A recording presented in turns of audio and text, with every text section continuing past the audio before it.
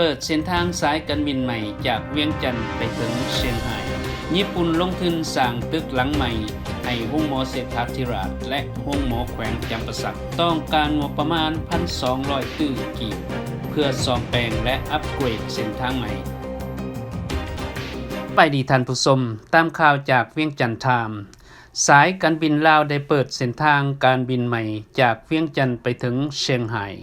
ใช้เวลาบินประมาณ3 ชั่วโมงครึ่งท่านสุรศักดิ์สุวรรณาลีผู้อำนวยการภายตลาดของบริษัทการบินลาวกล่าวต่อเวียงจันทร์ไทม์ว่า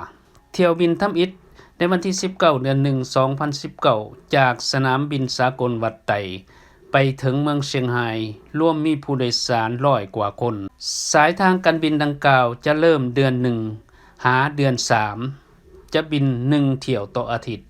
หลังจากเดือน3จะเพิ่มเที่ยวบินเป็น4ครั้งต่ออาทิตย์เส้นทางบินดังกล่าวจะให้ความสะดวกของนักท่องเที่ยวลาวจีน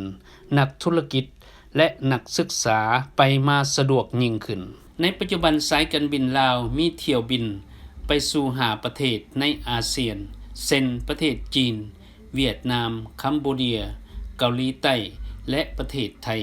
นี่เรื่องเราสู่ฟังจากสายการบินลาวสบายดี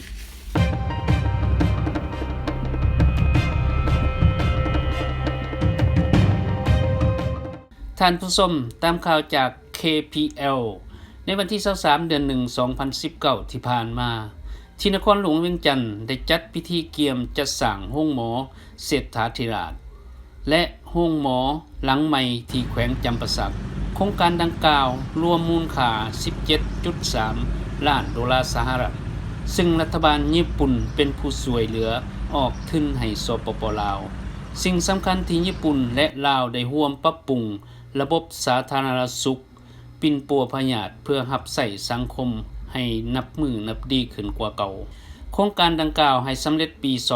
2020ให้ทุนโดยผ่านองค์การใจกล้าเพื่อยกระดับการแพทย์ในลาวให้มีคุณภาพและได้มาตรฐานตลอดไปสบายดี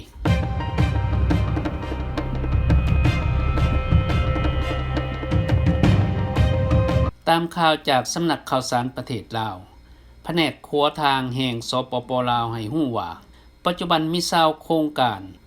148โครงการที่เซ็นสัญญาในการซ่อมแปลงและสร้างทางหลวงในทั่วประเทศพวมต้องการทุน 1,200 ตื้อกีบจากงบประมาณในนั้นต้องการ869ตื้อกีบสำหรับซ่อมแปลงทางเก่า251ตื้อกีบสำหรับยกระดับให้เป็นเส้นทางใหม่และ93ตื้อกีบจะสร้างท่อระบายน้ำไปเคียงคู่กับเส้นทางผ่านมาได้จ่ายทุนเข้าในเวงานดังกล่าวแล้ว596ตื้อกีบในการซ่อมแปลง25โครงการในทั่วประเทศสบายดี